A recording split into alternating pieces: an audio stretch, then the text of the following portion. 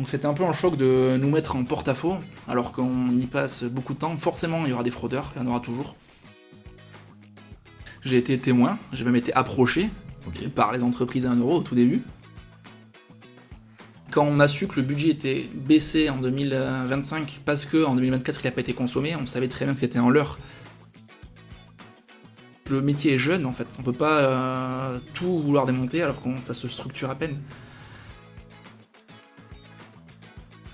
Bonjour à tous et bienvenue dans ce nouvel épisode du podcast de la communauté des mares.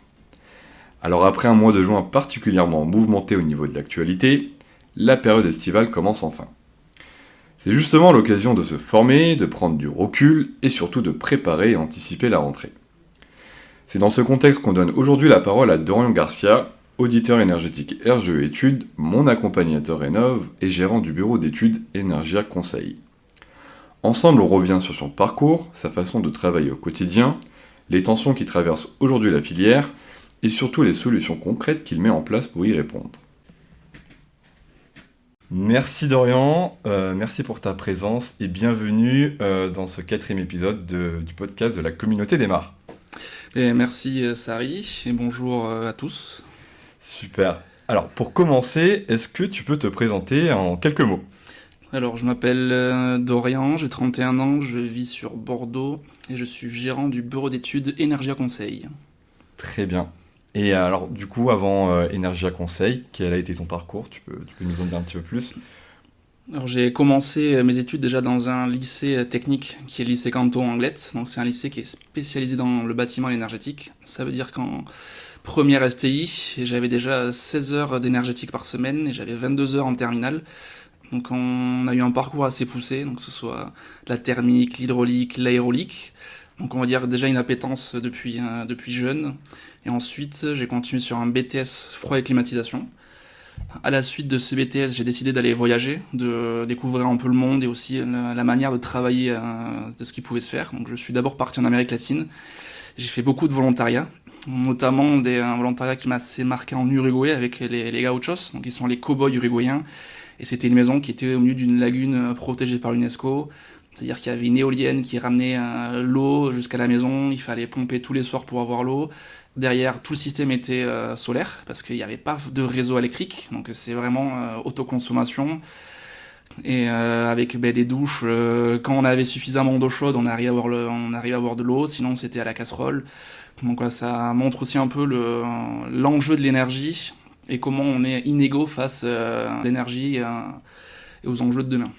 Incroyable. Et t'es resté combien de temps du coup ? J'ai fait 6 mois en Amérique latine. Ok. Et j'ai fait aussi 1 an en Australie. Donc j'ai travaillé dans le désert. Donc pareil aussi avec des maisons où on avait des tanks à eau pour récupérer. Parce que c'était vraiment des endroits très isolés. Ma famille est originaire d'Espagne. Donc depuis petit, en fait, on a une maison dans la montagne. Donc il y en a encore qui habitent là-bas. Et quand j'étais petit, à l'époque, c'était chauffé à la cheminée. Enfin, on allait chercher l'eau, même l'eau potable dans la montagne. Il y avait des espèces de puits. Donc, il y avait déjà le contraste entre la France et l'Espagne sur ces niveaux. Donc, on va dire que m'a aussi marqué dans la gestion de l'énergie et savoir vivre avec pas beaucoup. C'est génial, du coup, tu as une expérience internationale de l'énergie. Exactement. J'ai même travaillé dans l'isolation en Australie, Okay. donc j'ai posé de l'isolation. Okay. Donc je sais ce que c'est, poser de la laine de verre dans les combles avec forte chaleur. Voilà, je me suis un peu expatrié pour aussi revenir en France derrière. Donc entre l'Amérique latine et l'Australie, je suis parti travailler sur Paris. L'opportunité de travailler dans un bureau d'études qui s'appelle Eden Ingénierie, qui était super bureau d'études. On travaille beaucoup sur de la copro.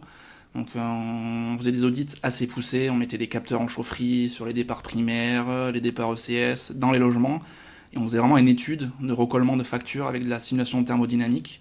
Donc j'ai une vision de l'énergétique avec aussi toute une partie météorologique et de caméra thermique. Donc on va dire, quand je fais un audit aujourd'hui, je l'ai en tête sur l'impact et sur vraiment comment fonctionne une chaudière, comment elle peut faire des à-coups. D'accord. Ok. On prend juste le fil, du coup, tu as fini tes études, tu as fini ton BTS. T'es parti 6 mois du coup à l'étranger, En Amérique latine. en Amérique latine. Du coup, t'es revenu à Paris, 2 ans à Paris. 2 ans à Paris chez Eden Ingénierie, c'est ça? Exactement. Ok, après par la suite. De là, je suis parti en Australie. Ok, Donc, c'est là où d'accord. je suis parti un an. J'ai commencé aussi à visiter un peu l'Asie. Ok, Donc, le Covid a fait que je suis rentré en France avec une idée de repartir. Donc j'avais un projet justement même sur l'énergétique en Amérique latine. Bon, mais les conséquences ont fait que je suis resté en France et c'est là que j'ai intégré le bureau Akea Energy, d'accord. qui est le bureau d'études interne de chez Elio. Ok, Donc dans ce bureau d'études, j'ai pu travailler sur tout ce qui est décret tertiaire. Donc j'ai pu mettre en place, on va dire, le décret tertiaire parce que ça venait à peine de sortir. Donc on travaillait avec les collectivités, que ce soit la collectivité, le SDEC 33 qui gère tout le 33, on avait le 40, on avait voilà, plusieurs départements. Donc j'ai pu faire des études de confort, notamment à la médiathèque de Mérignac, qui est une très grosse médiathèque, avec études de confort hiver-été, donc voir justement un peu comme ce qui se passe aujourd'hui, hein, la gestion de la chaleur, de la surchauffe en été. Inverse, en hiver, des zones qui étaient trop froides, d'autres trop chaudes, avec des audits. J'ai pu aussi faire un peu de copropriété. ok. La suite de ça, j'ai eu une hernie discale qui m'a mis en arrêt pendant 6 mois, donc quasiment un an en fait, le temps de l'opération de récupérer. Et c'est là où je suis parti dans un autre bureau d'études pour tester le monde du neuf, Mhm.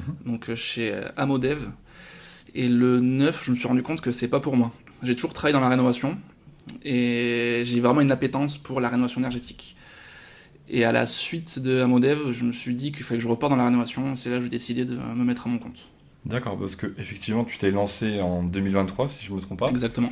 Un moment où le secteur était en pleine évolution, il y avait l'arrivée du MAR, les audits énergétiques rendus obligatoires, la RE 2020. T'as senti que c'était le bon moment? C'est vraiment une histoire de chance. Ok. En fait, j'ai commencé ma carrière dans l'audit. Donc, je viens de ce monde. Donc, ça a vraiment été un coup de chance. Quand je me suis monté, c'était même pas encore l'audit réglementaire. Ça s'est mis 3 mois après. Ouais, c'était l'incitatif à l'époque. C'était c'est ça, l'incitatif. ouais, Il faut Mhm. savoir que les règles ont changé tellement vite que entre le moment où je me suis monté, il y a eu un bouleversement, mais total. Tout ce que j'ai essayé d'anticiper a été modifié de suite. Donc l'arrivée du MAR, pour moi, c'était une aubaine, parce que c'est un peu mon métier, en fait, entre l'audit et l'accompagnement. Parce qu'avant, j'accompagnais quasiment les collectivités entières. Mhm. Donc quand on accompagne des communes sur les bâtiments, tous les bâtiments, mais la maîtrise du budget, savoir analyser des devis et accompagner, en fait, ça fait partie des compétences. Donc ça a été un très bon timing, et c'était assez difficile à mettre en place, parce que c'était un métier qui était nouveau, tout était nouveau, la méthode 3CL pour l'audit était nouvelle, enfin, c'était très difficile de voir en fait l'évolution si vite. En fait, on n'a pas eu le temps de se mettre en place, et quand on fait de la STD, quand on fait de la tâche CX, passer à la 3CL, en fait, c'est un changement Ouais, qui c'est ça. est Le logiciel, enfin, toute la méthodologie change. cette Ouais. méthodologie, de voir en fait, on va dire un peu la facilité de la méthode, en fait le côté qu'on perd un peu en technicité sur le logiciel en lui-même. C'était long à apprivoiser, surtout le MAR, parce qu'on savait pas en fait, on n'avait pas encore les documents, et après au fur et à mesure, ça a été crescendo. Alors, juste avant de venir sur le sujet du MAR, aujourd'hui chez Energia Conseil, vous êtes situé où? Combien de collaborateurs? Qu'est-ce que vous faites concrètement un petit peu dans le bureau d'études? Alors pour l'instant, je suis seul. Donc, D'accord. j'avais pour objectif d'embaucher cette année, donc là il y a eu quelques changements de On aura réglementation l'occasion d'en discuter. qui me font, on va y venir après, qui me font un peu baisser. Je suis situé à Sonon, donc collé à Bordeaux. Donc bureau d'études thermiques et fluides. Donc, pour l'instant, j'ai les audits 1905, donc pour tout ce qui est tertiaire et collectif, 1911 pour maison individuelle, diagnostic DPE pour maison individuelle et aussi tertiaire collectif. Donc ça, mes missions sont variées, ça peut aller de l'accompagnateur Rénov à l'audit simple pour l'éco-PTZ, tout simplement pour savoir où on va, de la STD, du diagnostic technique global, donc on en parle beaucoup aussi en ce moment, et avec le PPT, donc plan pluriannuel de travaux. Donc c'est un peu toutes les casquettes. Donc voilà, l'objectif est de grossir avec les années. Donc on va voir où va nous amener aussi les futures lois, parce que forcément, en tant qu'entrepreneur, on est... Tu vas devoir t'adapter. C'est ça. C'est exactement le mot. C'est vraiment le mot d'entrepreneuriat, c'est L'adaptation. c'est l'adaptation. L'agilité. L'agilité et l'adaptation, ça, c'est ouais. primordial. Absolument, ouais. Et alors du coup, tu es quand même issu pas mal du tertiaire, au final, et de l'habitat collectif. Mhm. Donc aujourd'hui, sur ton bureau d'études, la part qui est dédiée aux maisons individuelles par rapport au reste. On va dire que l'accompagnateur Rénov, j'ai eu tellement de travail parce que je fais partie des premiers. Ok. Donc on va dire que le marché s'est ouvert, après de bouche à oreille, mais ça c'est ouvert. Donc là, en cette fin d'année, j'ai plus de copro, Mhm. mais il faut savoir aussi que la temporalité n'est pas la même. C'est-à-dire que le temps, la copro, pour l'avoir, le temps que ça soit voté en Assemblée Générale, enfin, il y a un délai qui est beaucoup plus long. Donc entre le moment où on envoie un devis et on arrive à l'avoir, il peut bien se passer 1 an. Donc, entre l'étude ensuite, si on arrive à faire l'AMO et tout ça, il peut se passer encore 2-3 ans. Donc c'est la temporalité, c'est parce que je suis aussi jeune dans mon entreprise. Mhm. Donc au fur et à mesure des années, une fois que j'aurai un rythme de croisière, on va dire, je vais essayer d'équilibrer, on va dire, j'aimerais faire du 70 maisons individuelles et 30. Tant que je suis seul, ça va être ça. D'accord. L'objectif voilà, sera de voir comment on peut recruter pour justement aller un peu plus sur le tertiaire et collectif, qui sont d'autres compétences. Ok. Clairement. Et du coup, alors sur l'individuel, tu es qualifié RGE 1911 au PQBI, c'est ça? Exactement. Ok, très bien. C'était pas un parcours du combattant, toutes ces qualifications? Il faut savoir que quand on rentre dans l'énergétique, tout est très cadré. Donc c'est surtout fou de se dire que j'avais plus de 150 audits et que j'ai dû passer des formations de 2 jours pour apprendre à faire un audit à maison individuelle. Et bon, c'est le jeu, c'est comme ça, c'est pour prouver aussi la bonne foi. Donc ça a pris quand même bien 6 mois avant d'avoir le RGE. Ok. 1905, c'est pareil, il faut montrer encore plus de choses, alors que j'avais envoyé des rapports et tout ça, mais c'est...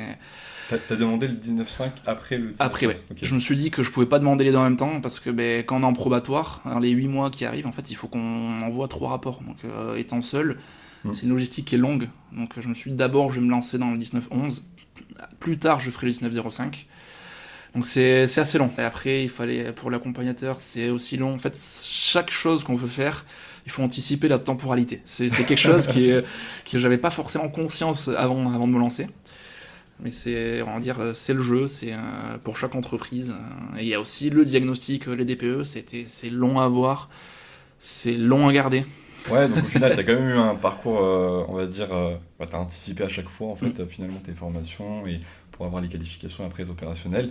Et donc, on en vient au sujet du coup du MAR, parce que c'est grâce à ta qualification 1911 que tu as pu obtenir l'agrément MAR par la suite. C'est Exactement, ça? parce Ok. que c'est une des conditions pour être MAR, donc soit être architecte à l'ordre ou dans les espaces conseils, il y a les mandataires ou les bureaux d'études RGE 1911.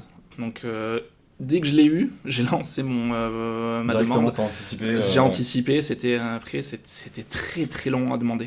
Tu l'as obtenu quand? Je l'ai obtenu en février 2024. Ah oui, Je ça a fais été parmi partie les des premiers. Ok, premiers, ok, et d'accord. en Gironde, je fais partie des tout premiers. D'accord. Hors espace conseil, je fais partie des 5 premiers. D'accord. Donc c'est pour ça que je dis que j'ai eu le marché et que ça a été compliqué au début, parce qu'on savait vraiment pas où on allait, même sur les documents.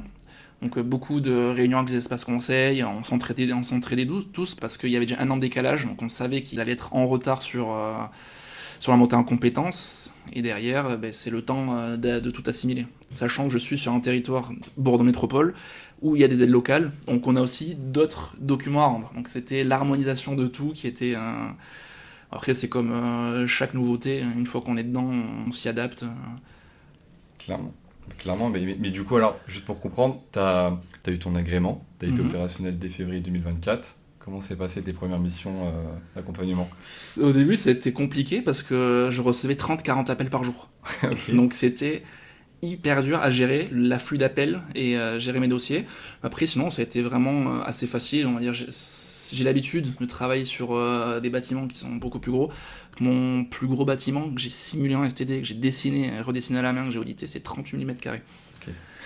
Donc Ouais, faire c'est sûr une qu'une maison c'est sûr, ouais. à l'échelle et non, c'était plutôt, on va dire, la partie audit était assez facile, hein, c'est plus la partie au début document. Partie administrative. La partie administrative, C'est ça, ouais. on savait pas trop quoi rendre, donc une fois qu'on a eu le document officiel, on a su, donc un peu d'appréhension, mais parce que ça reste nouveau, peur de faire des erreurs, parce qu'on se rend compte que derrière, il y a des potentiels d'argent énormes sur une erreur, et en plus l'audit étant réglementaire, donc opposable, mais on a une responsabilité qui est encore plus haute. Le plus dur, c'était la partie administrative et la partie gestion des appels, gestion... Mais est-ce que tu as compris dès le début les limites de ta mission, enfin ton rôle et tes missions? Parce qu'en fait, il y a une dichotomie entre ce qu'attendent les particuliers et ce que tu dois réellement faire en tant qu'accompagnateur rénov aussi. La limite, en fait, elle est... surtout, il y a aussi l'appétence. Ça veut dire que si je me limite vraiment à la mission de juste faire l'audit, derrière analyser le devis, envoyer le dossier, Mais là, en fait, l'accompagnement, il va au-delà de ça. Donc, quand on fait de l'accompagnement, qu'on regarde les devis, qu'on regarde les tarifs, qu'on regarde vraiment le côté technique, c'est de l'AMO, voire des fois un peu de la maîtrise d'œuvre, conception cachée. Parce que si on s'y intéresse, en fait, tout dépend du degré de profondeur qu'on veut y rentrer. On va dire que voilà, quand on fait des projets à 70 000 euros, je veux être sûr de ce qu'il y a, je veux être sûr qu'il n'y ait pas de problématique sur le bâtiment. Donc il y a des fois, on va au-delà de la mission. Je pense que c'est aussi ce qui a fait que les gens ont aimé mon accompagnement. Donc, et la limite n'était pas forcément très claire au niveau gouvernement. La limite, en fait, c'est l'assureur qui nous l'a mise. C'est vraiment l'assurance. T'as une décennale, du coup J'ai une décennale AMO. Okay. J'ai pas une décennale maîtrise d'œuvre, mais j'ai une décennale AMO. Donc j'ai dû la prendre quand je suis devenu MAR. Parce que, comme dit l'assurance, quand on fait un audit et que derrière les entreprises vont suivre le plan, en fait, on fait partie quand même du plan de travaux. Donc les ménages, là où c'était compliqué des fois avec eux, c'est qu'ils avaient tendance à trop déléguer, à s'appuyer trop sur l'accompagnateur en disant l'accompagnateur va s'occuper de tout. Donc forcément, on est derrière, mais il y a des choses sur lesquelles on peut pas tout le temps accuser une entreprise, accuser un MAR. Quand on a un projet, comme je dis, avec autant d'argent en jeu, le maître d'ouvrage, qui est le ménage, doit être impliqué. C'est aussi là où les espaces conseils ont leur rôle. Et dans mon coin, en fait, l'avantage d'avoir les aides de Bordeaux, c'est que chaque ménage devait passer par l'espace conseil. Okay. Donc on avait, on va dire, une double explication. En plus, il passait, et des fois, il faisait même faire les études, donc c'était avec Aprénov, qui n'est pas réglementé, mais il venait faire des premières études estimatives. Donc ça veut dire que très souvent, j'arrivais, les gens avaient déjà, ils étaient déjà au courant de ce qu'il fallait faire. D'accord, donc on va dire les prises de contact que tu avais des particuliers étaient tous des espaces conseils France Rénov'. Tu n'avais pas en direct J'avais du direct aussi, okay. Parce que forcément, quand on travaille dans la zone depuis longtemps, on connaît des entreprises, les entreprises nous connaissent. Il y en a qui étaient déjà formés à la rénovation globale, donc ils passaient, ils savaient déjà qu'il fallait une réno globale au lieu de vendre juste une pompe à chaleur. Et ils pouvaient dire on connaît un accompagnateur, sachant que j'étais dans les premiers. Donc au début, forcément, il n'y avait pas beaucoup de choix. Et les espaces conseils qui faisaient accompagnateur n'allaient pas sur les catégories intermédiaires aisées. D'accord. Alors aujourd'hui, donc depuis février 2024, tu as accompagné à peu près combien de missions MAR ? J'ai plus vraiment en tête, je dirais entre 80 et 100, okay. Sachant que j'en ai eu beaucoup d'entrées. Et j'ai vite baissé mon nombre parce que en fait, je passe beaucoup de temps au téléphone avec les ménages. C'est-à-dire qu'une fois que j'ai fait mon audit, ça s'arrête pas juste là. C'est-à-dire qu'on fait une restitution, on discute, on voit est-ce qu'il y a des travaux qui sont obligatoires ou non. Parce que forcément, je vais toujours pousser à aller faire la meilleure rénovation. Il y a quand même une histoire de budget derrière. Donc on peut faire des changements, l'analyse admettons, telle entreprise est passée, propose cette solution qui peut être pertinente, voir comment on peut modifier dans l'audit, les éco-prêts à taux zéro, c'est ça. En fait, la mission, il y a beaucoup de choses externes qu'on ne se rend pas compte. Et les ménages sont au-delà du technique. Il y a une très grosse part d'accompagnement. C'est pour ça que pour moi, l'accompagnateur, en fait, il est primordial. Parce que on voit plusieurs devis, on voit plusieurs choses, et chaque artisan peut avoir son expérience, il peut dire des choses très pertinentes, comme on peut avoir des abus. Le nombre de dossiers où j'ai évité de la fraude, c'est énorme. Et quand je dis fraude, ça peut être typiquement une isolation en polystyrène sur de la pierre, ou avoir des ballons thermodynamiques à 7 000 €. Ça fait partie de la fraude. Donc il y a vraiment un côté psychologique pour les gens aussi, ils ont besoin d'être accompagnés au-delà. Donc j'ai vite baissé mon nombre de missions par mois. Justement, on aura l'occasion d'en discuter par la suite sur le sujet des fraudes. Mais effectivement, tu as eu beaucoup de demandes. Est-ce que tu peux reprendre un petit peu depuis le début comment se passe une mission type, donc du coup de la prise de contact, et comment tu t'organises un petit peu sur la suite de ton accompagnement ? Sur ma prise de contact, déjà première question toujours, c'est est-ce que vous avez appelé un espace conseil ? Donc, soit oui, soit non. Si c'est oui, je leur demande qu'ils m'envoient le compte rendu, parce qu'il y a toujours un compte rendu, et sinon je fais même s'il y a un compte rendu, je passe s'il faut passer 1 heure au téléphone, je passe 1 heure. En fait, je me déplace jamais si déjà je suis pas sûr de faire au moins 2 sauts de classe énergétique. Si le ménage en fait a conscience qu'il y a des travaux engagés, donc des entreprises à payer, parce que les aides, c'est pas on les reçoit de suite. Donc je vais leur poser des questions, voilà, la maison, est-ce qu'ils savent si c'est isolé, pas isolé, la taille de la maison, l'adresse, comme ça je vais voir aussi à quoi elle ressemble, parce qu'il y a la modélisation derrière, donc ça me permet aussi de savoir est-ce que la maison est très compliquée ou non. Derrière, comment ils sont chauffés, pourquoi ils veulent faire une rénovation, parce que la première question c'est avant d'investir 70 000 euros, est-ce qu'il y a la nécessité, quel est leur objectif, donc pourquoi ils m'appellent. À la suite de ça, si j'ai répondu à la question que j'ai validée, on va dire, je me suis fait un petit questionnaire où si j'ai plus de croix vertes que de rouges, ça veut dire que je peux y aller. Donc je leur parle de mes tarifs, je leur parle de ma façon de faire. Si c'est validé, mais après je vais sur le terrain. Généralement, je reste, on va dire, entre 2 et 4 heures suivant la taille de la maison. Plus ça va, plus je reste sur la maison. Là, je vérifie tout, c'est-à-dire que quand j'y vais, ils sont au courant que je vais démonter toutes les prises que je peux. Je vais creuser chaque élément. S'il y a du rampant, on va essayer d'étuiler, ça dépend vraiment de la hauteur. Là. Et je leur dis que je vais faire une analyse, mais vraiment intégrale de leur logement, pour être au plus proche sur l'audit, parce qu'on a des responsabilités, c'est aussi pour savoir quel type de travaux on va pouvoir faire.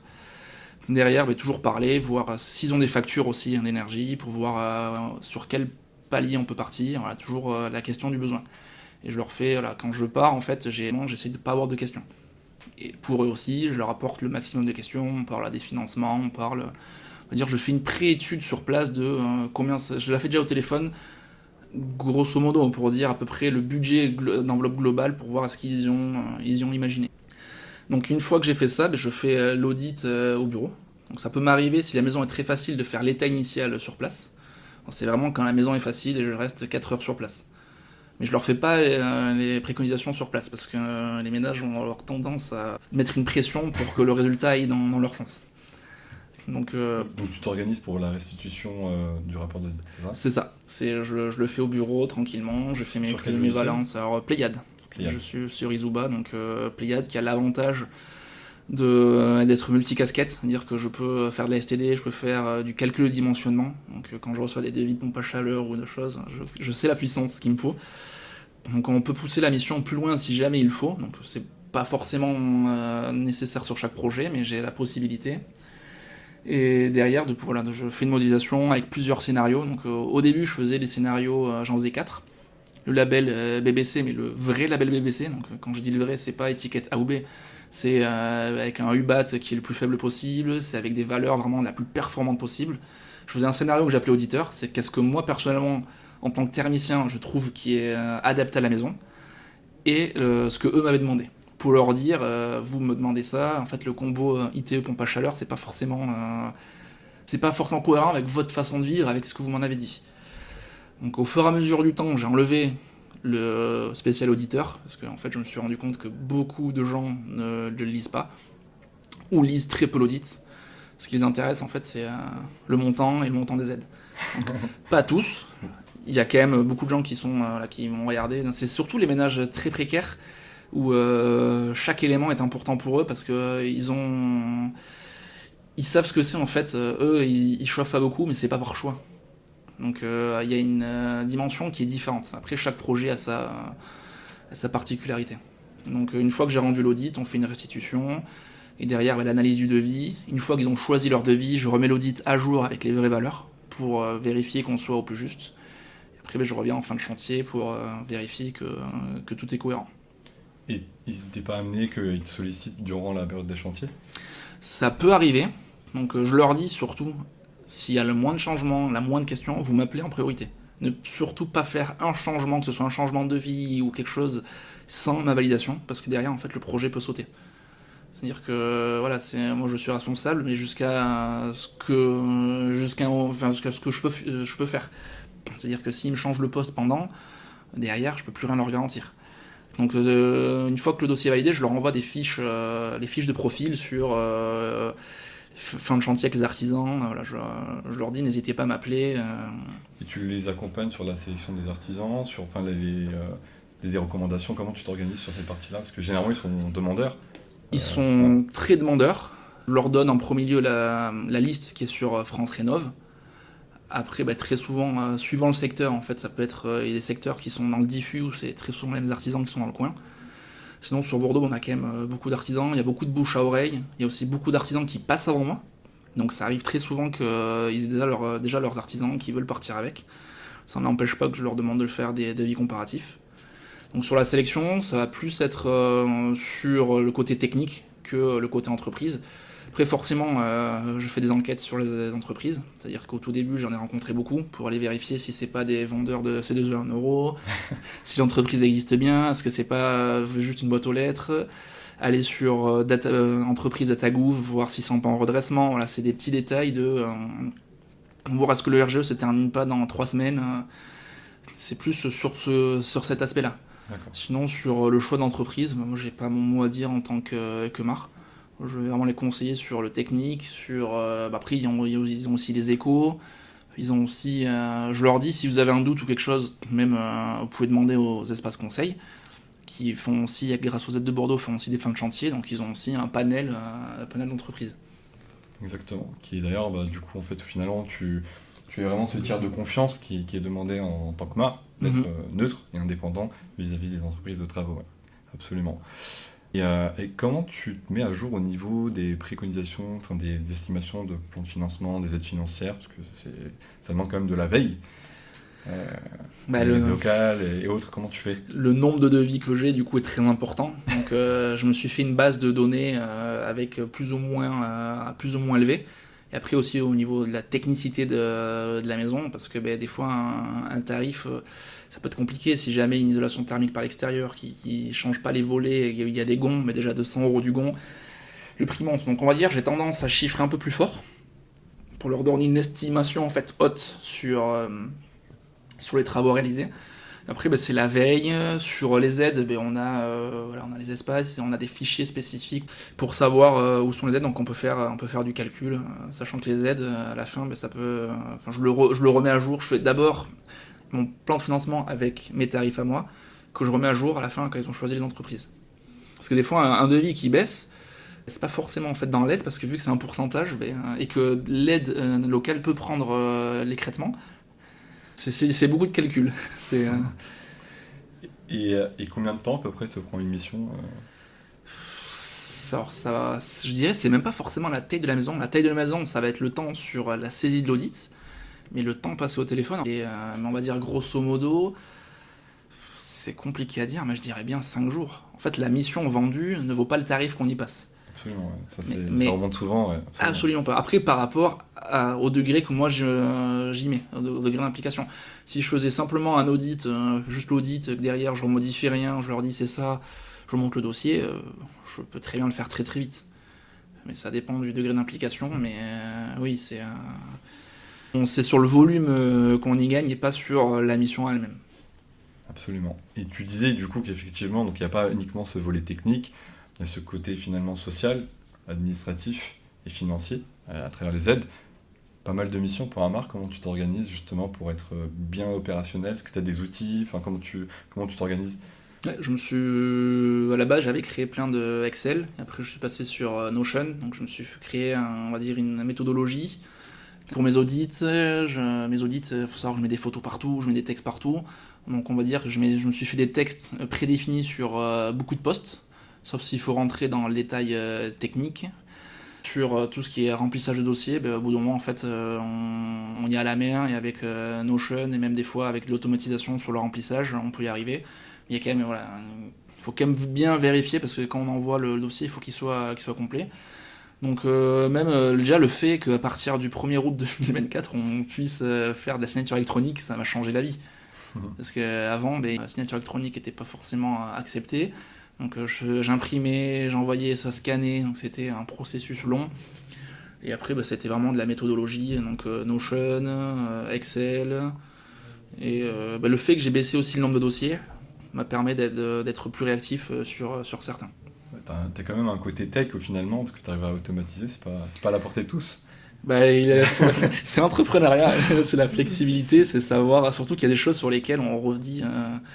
quand on fait la synthèse de grille d'analyse, la grille d'analyse c'est la même. Pour les aides de Bordeaux, pour Modeste et Modeste, il faut que je refasse la même, que je redécrive les étiquettes énergétiques, que je redécrive les travaux. En fait, on fait souvent 3-4 fois le même document. Donc il y a des parties qu'on peut automatiser ou faire du copier-coller d'un à l'autre, mais beaucoup de documents, pour moi, sont pas inutiles, mais sont les mêmes. Donc, et après, il faut le remettre aussi sur la plateforme. Absolument, absolument. Et pour revenir un petit peu plus sur un sujet, on va dire, d'actualité, là aujourd'hui on est en juillet 2025, on est un peu dans une zone de turbulence dans le secteur de la rénovation énergétique, donc on ne peut pas ne pas parler de la suspension du coup de MaPrimeRénov'. Qu'est-ce que tu en penses ? Comment tu as vécu un petit peu cette suspension soudaine ? Ça a été un peu on va dire un choc, mais sans être étonné, parce qu'on savait que les budgets étaient en train de s'envoler, mais on ne s'attendait pas à ce que ce soit fait aussi rapidement, et surtout l'apprendre par la voie de presse du Parisien. En fait, c'est un manque de respect pour tous les acteurs qui s'investissent, parce qu'on nous demande quand même de la formation, on nous demande de faire de la veille, on nous demande de se structurer, et on nous dit d'ici au 1er juillet, ça peut sauter. Il faut savoir que la dernière semaine où on a appris le mardi ou le mercredi pour le dimanche, j'étais en formation chez Dorémy à Valence, donc là en présentiel. Donc j'ai dû travailler le soir du 1er juillet, ça passe au dimanche. C'est ça qui est inhumain, je trouve, c'est le fait de casser aussi vite une filière, de mettre du stress sur tout le monde, de mettre en stress les ménages. Il y a des ménages où ça faisait 6 mois qu'on était dessus. Parce qu'un très modeste, chaque devis compte. Des fois, s'il faut faire 6 devis ou... des fois même 100 € en fait, de reste à charge, c'est un poids pour eux. Donc se dire que 6 mois de travail pouvaient partir en 3 jours, ça a été difficile, et surtout de l'apprendre par voie de presse, et qu'après le gouvernement l'avoue. En fait, c'est où est la politique du logement, où est l'ambition de la France sur les passoires énergétiques. Donc on est beaucoup, je pense, d'accompagnateurs à se dire qu'il y a quand même besoin de réformer. Mais de là à tout suspendre, et c'est surtout ce qui a fait mal, c'est de tout mettre sur la fraude. Quand on voit des hauts dirigeants de fédérations qui vont dire dans les plateaux télé que le MAR est frauduleux, j'ai envie de leur envoyer tous les devis des artisans qu'on a reçus, faire justement un concours des perles des devis pour dire non, si on n'est pas là, en fait la moitié des dossiers sautent, et aussi sur la partie budget. Donc c'était un peu un choc de nous mettre en porte-à-faux, alors qu'on y passe beaucoup de temps. Forcément, il y aura des fraudeurs, il y en aura toujours. Donc c'est le plus important, c'est de savoir comment les trouver, comment les suspendre, parce que y a eu beaucoup de remontées dans le début, rien ne s'est passé. Donc c'est dommage en fait de mettre le voile et on va dire d'attaquer toute une filière, alors qu'on est vraiment là, et que si on prend les chiffres officiels, ou même je peux sortir chaque mail que je reçois de ménages que j'accompagne, et comment ils sont heureux qu'on les accompagne, sur le volet même psychologique, parce que c'est lourd une rénovation. Effectivement, il y a l'ANA qui a fait une enquête, il y a 94% des ménages qui sont satisfaits de leur accompagnement par les MAR, et au final on se retrouve avec des MAR qui sont le bon bouc émissaire, du coup. Ouais. Et du coup, alors, selon toi, qu'est-ce qui a mené à cette situation ? Je dirais qu'il y a eu... Bon, premièrement, déjà, le budget. Il faut pas se mentir. Le budget était... Alors, c'est pas qu'il était trop faible. C'est que quand on a su que le budget était baissé en 2025 parce qu'en 2024, il n'a pas été consommé, on savait très bien que c'était en leurre. Pourquoi il n'a pas été consommé en 2024 ? Les instructions se sont faites à partir de mai-juin déjà. Ça veut dire qu'on a déjà tout ce laps de temps qui n'a pas été fait. La loi finance qui n'a pas été votée. Donc, en fait, il y a eu un décalage de tout. Donc on savait que les chiffres de 2024 nous annonçaient que 2025 allait être coupé.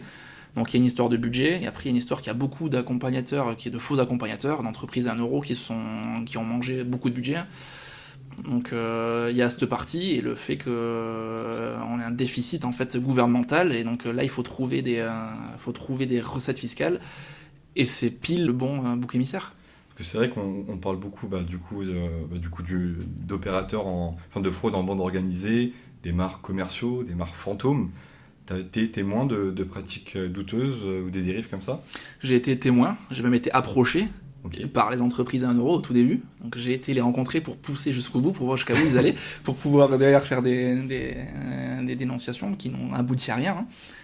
Proposer de l'argent en plus, ils nous proposaient d'avoir des voitures, proposaient d'avoir des gens qu'eux embauchaient mais qui travaillaient pour nous. Donc forcément qu'il y en a qui allaient tomber. Donc oui, ça c'était un fléau, on savait que ça allait tomber. Et c'est là où des délégations comme les Landes ont été hyper efficaces, ils sont venus contrôler sur nos premiers dossiers à la dépose. C'est-à-dire que chaque dépose qu'on a fait, ils sont venus vérifier qui on était, si c'était bien nous, ils sont venus sur la maison, voir la maison. voir le ménage. Et donc déjà, en faisant un travail comme ça, je pense qu'on aurait pu éliminer beaucoup. Après, bon, la problématique, c'est que ce soit les espaces conseils au public, ils sont pas assez. On leur coupe les budgets. Donc forcément, amputer ces gens-là, c'est accentuer la fraude. Là où sur ma prime rénov au niveau national, on a mis des sous-traitants qui sont pas du tout du métier, qui ont ralenti. Je pense que si on donnait du pouvoir en fait au public, déjà ça aiderait. Donc oui, il y a eu des sommes en fait tellement hautes, parce qu'il faut dire qu'il y a eu des aides. Enfin, je vois même sur le 33, hors Bordeaux Métropole, on a eu des aides, des taux adaptés. On pouvait monter jusqu'à 100% de 87 000 euros. Forcément que ça allait s'engouffrer. Donc est-ce qu'il n'y a pas intérêt à recalibrer même la mission du MAR? Après, ça serait en fait recalibrer sur la maîtrise d'œuvre. C'est compliqué à attaquer parce que c'est au national, mais après on nous parle, on fait démonter tout un système de fraude. Quand on regarde là où il y a de la fraude en France sur d'autres sujets, on n'arrête pas tout alors qu'elle est beaucoup plus massive. Donc je pense qu'ils ont utilisé aussi la fraude pour pouvoir dire on a besoin de faire une pause, mais en fait la réalité elle est aussi du budget. Absolument, absolument. Et du coup, par rapport à ça, pour toi, si tu pourrais dire un peu si tu avais entre les mains les solutions, quelles seraient-ils? Solution, ça serait déjà de retravailler, on va dire, le montant des aides. Il y a des aides qui sont quand même très importantes, et des fois on a des projets, je trouve qu'ils sont pas forcément trop cohérents. En fait, quand on fait mettre une pompe à chaleur RR, avec les sauts de classe que ça fait faire, des fois c'est pas cohérent dans le projet. Ça serait reprendre la main sur la cohérence du projet, la cohérence de l'isolation. Donc ça voudrait dire vraiment travailler sur l'isolation et reprendre des aides en fonction du gain énergétique, pas du saut de classe. Parce que quand on fait des fois de saut de classe, on peut pousser en disant mais il faudrait isoler ça et ça, on change pas de classe. Donc en fait, dans la tête du ménage, il se dit ouais mais j'ai aucun intérêt, j'ai pas plus d'aide. Alors que si on le faisait vraiment sur l'énergie, ça serait ça. Ça serait avec la maîtrise d'œuvre en fait, pour pouvoir vraiment s'assurer que le chantier est bien fait, parce qu'un chantier qui est global mais qui est mal fait en fait va avoir ça serait pas forcément pertinent. Il y a beaucoup de solutions, mais ça serait déjà un accompagnement avant avec les banques. En fait, pas attendre que le dossier soit validé. Il y a aussi l'intérêt des banques qui est énorme. Donc c'est compliqué à avoir une image qui soit globale, mais déjà travailler sur le montant, travailler sur l'éligibilité des aides, et se concentrer aussi sur les modestes très modestes, parce que c'est eux qui en ont le plus besoin. Besoin sur les aides. L'accompagnement, c'est pas parce que quelqu'un est aisé qu'il n'a pas besoin d'un accompagnement. C'est vraiment sur le montant des aides. Et du coup, vraiment sur la fraude pure, ce serait quoi tes solutions pour éviter, on va dire, le manque de neutralité avec les artisans, les installateurs? Ça serait déjà obligation de passer par un espace conseil. Que l'espace conseil il puisse du coin, parce qu'il n'y aura rien de mieux qu'un espace conseil pour connaître sa zone. Que ce soit même pour les intermédiaires aisés, il faudrait que ce soit que la validation du dossier soit faite au local, pas à l'échelle nationale, donc avec des gens qui connaissent, qui vont aussi connaître les tarifs, connaître les entreprises, parce qu'il y a des entreprises où on connaît les noms, hein, des escrocs. Ça serait redonner du pouvoir au local et redonner du pouvoir au public. Donc sur le fait de passer par l'espace conseil, ça fait que le ménage déjà va pouvoir aussi se prémunir, pas forcément se prémunir de la fraude, mais avoir des indicatifs, et que le dossier soit visible par justement, ça serait bien qu'on ait à mon prix, il faudrait aussi mettre plus de personnel pour les espaces conseils, mais admettons, madame, monsieur Dupont ont été accompagnés par telle personne d'espace qui puisse voir tout le long ce qu'on met.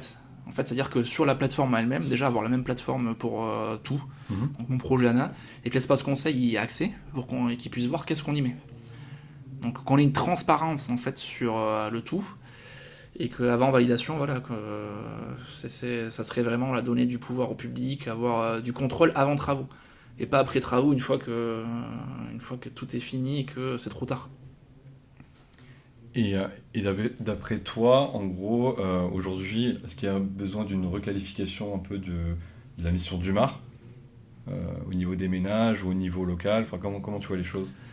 Je dirais qu'il faudrait que le MAR intègre la maîtrise d'œuvre, ou en tout cas qu'il s'associe avec un architecte ou avec un maître d'œuvre pour que ce soit obligatoire en fait pour avoir le maximum d'aide. C'est déjà, ça permettrait d'avoir des tarifs. Souvent, on peut réussir à faire baisser les tarifs, Parce qu'il y a une réelle mise en concurrence, alors qu'en tant que marque, on n'a pas le pouvoir de dire... on peut dire oui, là c'est peut-être un peu cher, ou là techniquement, mais on n'a pas ce pouvoir de... on va pas suivre le chantier derrière.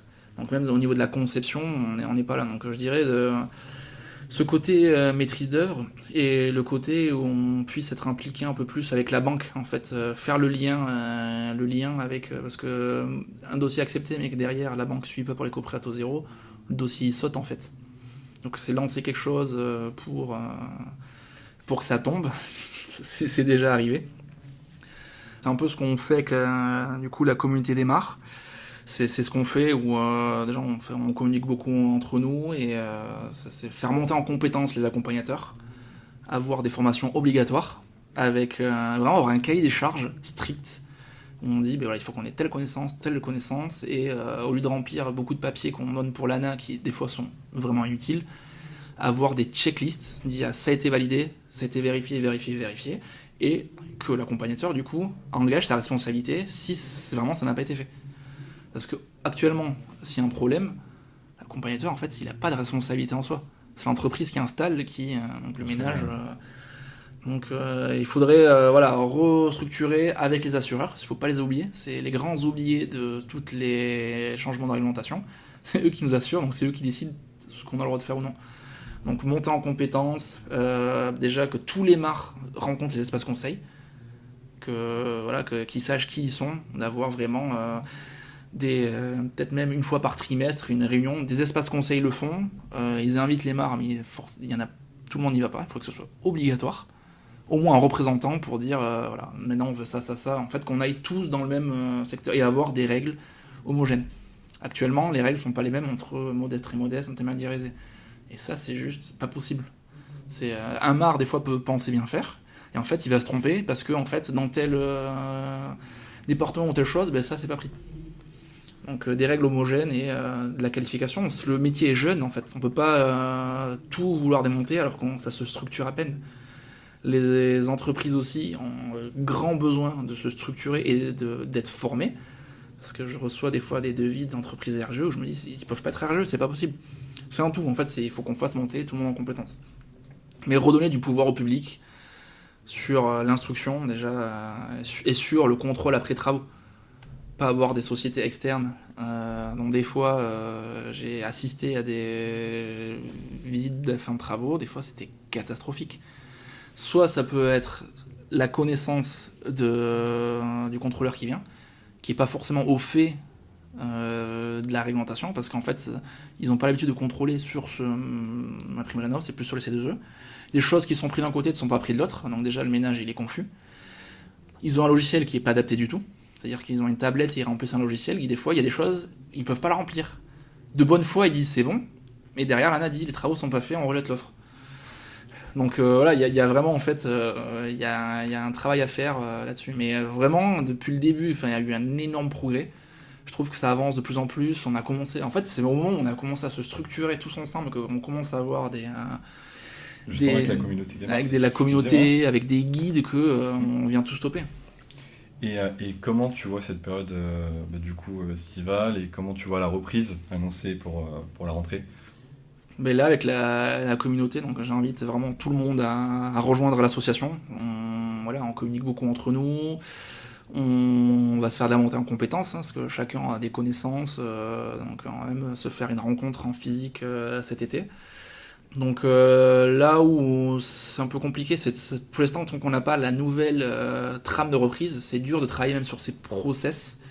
En fait, c'est le manque de visibilité qui fait que si on n'a pas une visibilité claire, rapide, on va repartir dans le même flou.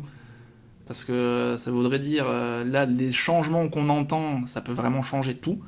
Donc tout ce qu'on a fait depuis 1 an et demi, ça serait repartir à zéro. Donc on va dire, faut pas baisser les bras, il faut garder de l'espoir, même si honnêtement, j'y crois pas du tout au 15 septembre. Parce que là, l'équivalent du nombre de dossiers qu'ils ont pris en un mois va être énorme.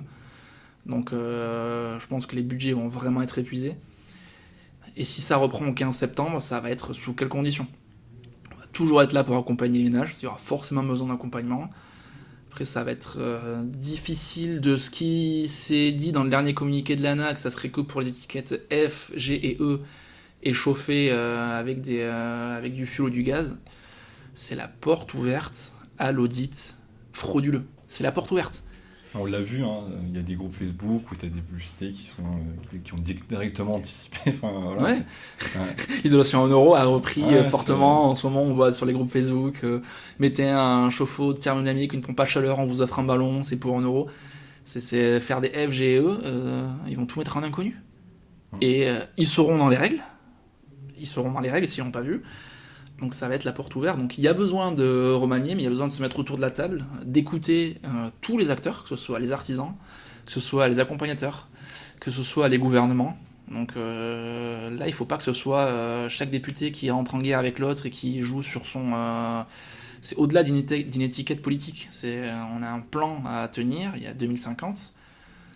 Là, quand on parle de passeport thermique, c'est pas forcément besoin que l'hiver, on est en plein dedans sur les bouilloires thermiques.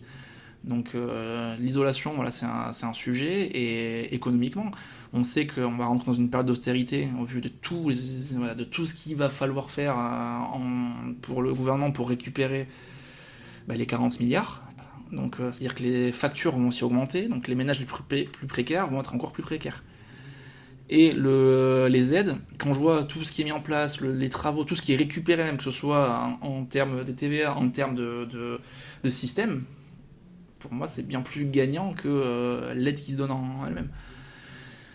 Donc oui, ça va être s'asseoir autour de la table, parler intelligemment, et pas s'attaquer guerre contre guerre. Là, ce qu'on voit en ce moment, c'est des fédérations qui, pour du lobbying, commencent à rentrer en guerre avec tout le monde. Alors que il y a 4 mois, on était invités dans leur réunion pour parler du MAR, parler de la rénovation globale. Et d'un coup, donc je sais bien qu'ils ont des artisans, ils représentent des artisans. Mais quand j'entends à la télé parler que le monogeste, c'est ce qu'il faut faire, qu'une rénovation globale, ça se fait geste par geste. C'est une aberration d'entendre ce genre de choses actuellement. C'est juste pas possible. Donc ça va être intelligent. On sait très bien que les aides vont baisser. Donc il y a peut-être aussi un besoin. Donc le fait de baisser, ça va aussi peut-être faire baisser la fraude, même si les fraudeurs trouveront toujours un moyen de le faire. Donc ça va être un contrôle. Déjà, il y a eu beaucoup trop de marre entre février, je sais plus quel est le chiffre, mais on est passé de 1800 et quelques à 3000. Ouais, il y a eu c'est ça. Les vannes ont été ouvertes. Il va peut-être falloir retravailler sur ça. Travailler, là, on a envoyé en tant que MAR, on a envoyé on a dû répertorier toutes nos missions qu'on a fait. On ne sait pas où c'est tombé. On ne sait pas si ça a été lu. On ne sait pas... Donc il y aura un travail à faire sur le nombre de dossiers que les MAR ont fait, voir combien un MAR a réussi à en faire. Ça peut aussi mettre la puce à l'oreille, se dire attends, lui il est peut-être tout seul. Lui il est peut-être tout seul, comment il a pu en enchaîner autant. Voilà, il va y avoir des questions internes à se poser. La difficulté pour parler avec les DDTM et tout ça, c'est que c'est pas prévu qu'ils aient plus de gens. Justement, ils nous ont dit c'est plus prévu qu'on leur coupe les budgets. Et que même que Dorica Post, qui est le sous-traitant pour ma prime rénov, viennent même renflouer. Voilà, c'est toute une politique globale là, qui est en train de se jouer. Donc, c'est les ménages qui nous appellent, on leur dit mais pour l'instant, si votre projet il est vraiment obligatoirement avec des aides, pour l'instant on est en stand-by. Et ça va aussi permettre aux gens de réfléchir à leur rénovation. Aujourd'hui, il y a beaucoup trop de projets qui se font alors que les gens n'ont vraiment pas le budget pour le faire, pas l'intention de payer les artisans tant qu'ils n'ont pas les aides. Donc ça, c'est un problématique aussi. C'est aussi de se dire qu'est-ce que je peux faire à mon échelle et est-ce que sans les aides, qu'est-ce que j'aurais pu faire ? Ça va aussi mettre en perspective. Mais oui, clairement, ça met un frein, un manque de visibilité et surtout, on ne sait pas où on va. Absolument, Dorian. Et Dorian, est-ce que tu pourrais nous dire un petit peu du coup, quand est-ce que tu as rejoint la communauté des MAR et si tu as un message aux MAR actuels ou futurs, ceux qui pensaient du coup le devenir? J'ai rejoint la communauté, déjà j'ai rejoint le groupe Facebook dans les tout débuts. Qui était à l'initiative. Ouais, à l'initiative, parce que je me sentais très seul, que dans les seuls MAR au début, on n'avait vraiment pas d'aide quoi. Et donc, aujourd'hui le groupe plus de 1000 personnes, 1000 professionnels. je fais partie, je crois même, je suis le plus actif sur le groupe Facebook, parce que j'estime que garder son savoir, ça sert à rien, en fait, il faut le partager, l'objectif c'est que tout le monde monte en compétences, donc jamais eu un souci à aider qui que ce soit. Donc, et après, j'ai intégré l'association, mais quand elle s'est montée. Quand elle a pris, bien sûr. Donc là, je suis devenu un membre du coup et référent sur la Nouvelle-Aquitaine, qui est quand même un très très gros département. Donc, j'ai pas eu le temps de contacter toutes les DDTM et tout ça parce que entre le MAR et c'est quand même long à mettre en place. Donc oui, forcément, je conseille déjà à tout le monde d'y aller. Je fais le petit lobbying à chaque fois. Mais déjà pour l'échange de bons procédés, et pas que pour ça, c'est aussi à l'heure actuelle. On le voit quand on rentre dans les débats à l'Élysée, en fait, c'est d'avoir un pouvoir, de se dire on représente de plus en plus de structures. Si on veut être représenté, si on veut pouvoir avoir du poids, en fait, il faut appuyer, et voilà, il faut venir. Hein. C'est trop facile des fois de dire oui, mais pourquoi demander à la communauté de le faire? Oui, mais en fait, la communauté, on a besoin de tout le monde. C'est un tout. C'est pas quand c'est les problèmes qu'il faut absolument revenir. Il faut le faire dès la base. Parce que si on se structure pas aujourd'hui, en fait, c'est tout un métier qui peut être pénalisé et disparaître. En tout cas, c'est ce que certaines fédérations cherchent à faire aujourd'hui. Donc, qu'est-ce que je peux donner comme conseil à un MAR? Bien se former. Faire des formations.